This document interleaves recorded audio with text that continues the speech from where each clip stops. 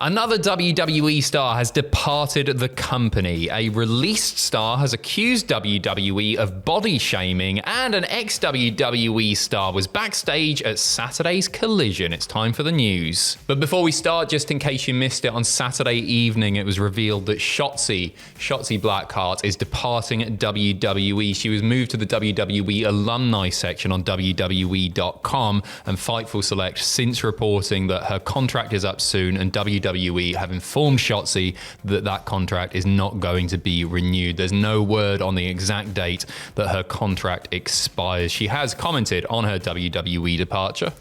She said, "I'm more than grateful for the wild ride. Can't wait to see where this crazy journey takes me next. I hope to make all my believers proud." She hasn't wrestled since the February 19th edition of WWE Speed. She did appear, of course, at Stand and Deliver alongside Gigi, Dolan and Tatum Paxley, not wrestling there, of course. I think it's a real shame. I really liked Shotzi as well. Yeah, she was a massive personality, and she always stood out, especially, throughout her time in NXT, especially around Halloween Havoc every year. But I think that she's somebody who went sort of above and beyond whenever she was sort of called to do something, whenever she was involved with something, she seemed to give it her absolute all. So it's not entirely surprising because of the lack of use, but it's still kind of jarring because she's somebody I thought would be with the company for a long time. Yeah, I thought she'd be there for a while. Yeah. The timing of this, because it was such a woman-heavy spate of releases, wasn't it? There were so many women that have been let go from WWE or are being let go from WWE, especially with Evolution 2 reportedly coming up in the relatively close future. I'm surprised by I really like her. I like her in-ring work, and you're right, she's a really big personality. She's a great character. I think she's super marketable. She doesn't look like anybody else on the roster, but she can go, can't she? And I think that she's going to be just an absolute benefit to wherever she ends up, but it's just weird. Yeah. It is weird. Speaking of women who have been released, one of the released WWE talent has accused the company of body shaming her. So Dave Meltzer was speaking away on Wrestling Observer Radio and said that many of the WWE NXT releases were reportedly people who were perceived as not working hard in training. He said, "Many of those cut were perceived as not working hard in training. And if you don't work hard in training, there's so many people who do. And at this point, if the feeling is you're not working hard in training, I saw the term lazy. The ones who are lazy are going to be gone, and the ones who didn't stand out are going to be gone." In response to this, Gigi Dolan tweeting as a reply, "When I wasn't traveling to work for either of the two companies I was working for, I trained very hard 3 to 4 days a week, bumping my ass off and doing cardio drills with one of the best/toughest coaches I've worked with, and worked out every single day with live events every other weekend. So yeah, I don't want to hear this, lol.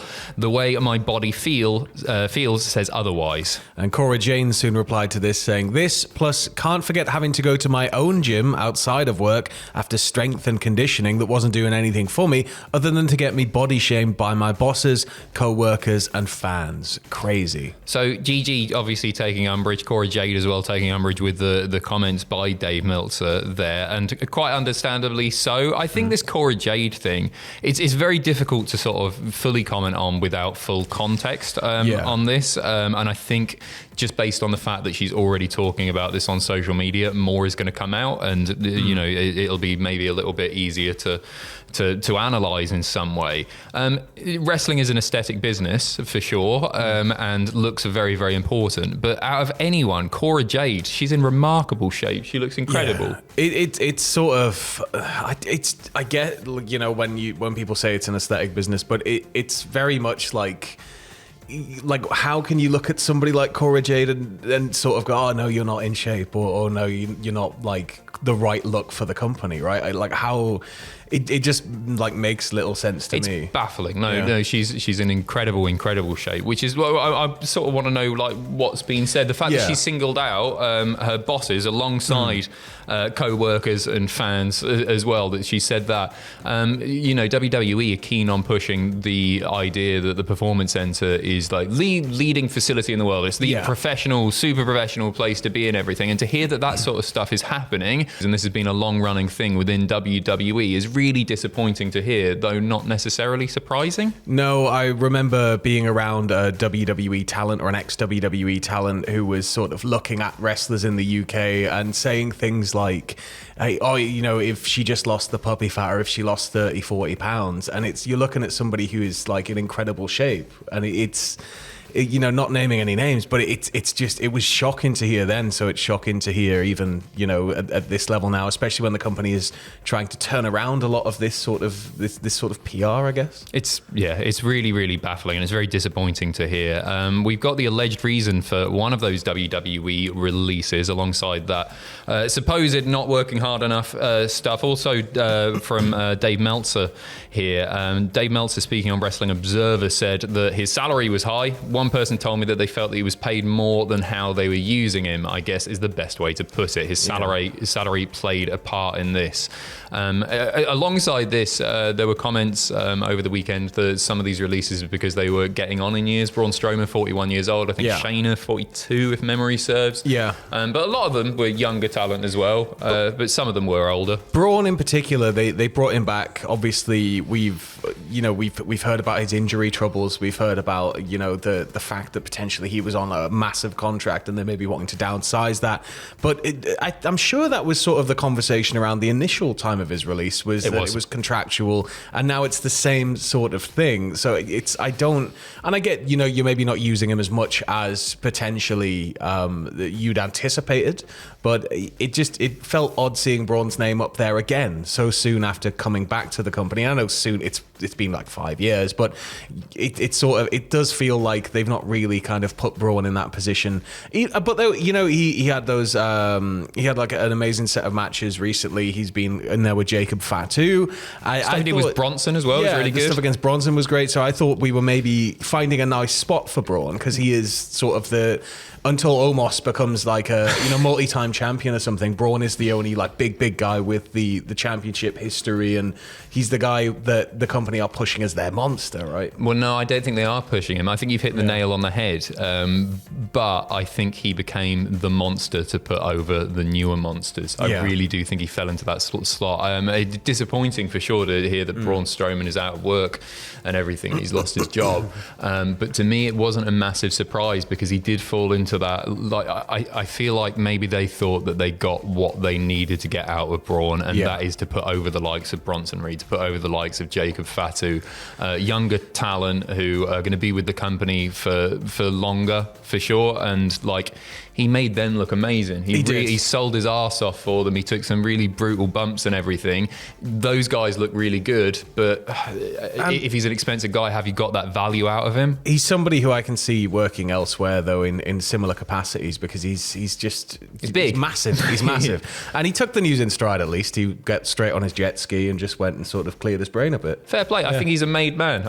You know what? I'm glad that he's come back and he's got paid a heap of money, and seemingly he can retire if he wants to. I don't know where else he'll end up until he end up getting, like, you know, contracts for movies to just be a massive enforcer type figure. Surely. Yeah, the old Kurgan. Yeah. A new match has been announced for tonight's Go Home edition of Raw. Obviously, Backlash is not far away now. Adam Pearce is returning. He was away on the Raw just gone, but he is coming back tonight. He wished everybody well and said thank you very much for the well wishes to him as well. And he has announced that Io Sky is going to be facing Roxanne Perez. That is going to be an absolutely fantastic match. Oh God, yeah. Io Sky on fire right now. I think one of the best baby faces, one of the most natural baby faces that WWE have got. She's so much fun to watch, and one of the best in-ring talents they've got. Period. Oh, for sure. Right now, so she's just like the full package. So just keep featuring her, keep pushing her to the moon. I think just make her this unstoppable force. Couldn't agree more. Adam also announcing that Becky Lynch is set to appear. She's going to be calling out the Women's Intercontinental Champion Lyra Valkyria, and on top of that, you got Rusev versus Otis. You got JD Madonna versus Penta. Seth Rollins, Bron Breakker, and Paul Heyman are going to be there with a message for the WWE Universe, as well as that aforementioned Io Sky and Roxanne Perez. Yeah, the Nutter Center. I knew you were going to say it. You glossed right over the fact that the venue is called the Omaha Nutter Center. Is that like a comments, you're going to have to fill us in here. Is that like Nutter Butter? Maybe, because you've got like the... Nutter Butter, yeah, is it? I don't know. The Americans eat It's it. a peanut thing, right? A Yeah. peanut chocolate bar. Yeah. We don't get it over here. No. Omaha, God bless you and God bless your Nutter Centre. We finish off with a nice little story that an ex-WWE star, one of the greatest of all time. You'll probably see him if you look to your right now. In he's fact, right you'll probably here. see his little face, his little bald face. We are talking about former WWE superstar Maven, who was backstage at Saturday night's AEW Collision TV tapings. It looked like he was just visiting, but maybe there was something else in the works. PW Insider, not too sure, but breaking that news. He does have the occasional match still. Once or twice a year, he'll do something. He last wrestled in a 30-man last stand rumble for ROW in March of this year. Book him. Just book it. Just book him. He's so nice. Imagine how much content he'd get if he was actively on the road again. It's an easy video for him, isn't it? Easy video. It's an easy video. So we'll keep you updated on all things Maven. Thank you very, very much for watching. We'll Here be at back. Mavenholic. We'll be back. We'll be back in a few hours with some more news for you. Take care of yourselves, and we'll see you in a bit. Bye.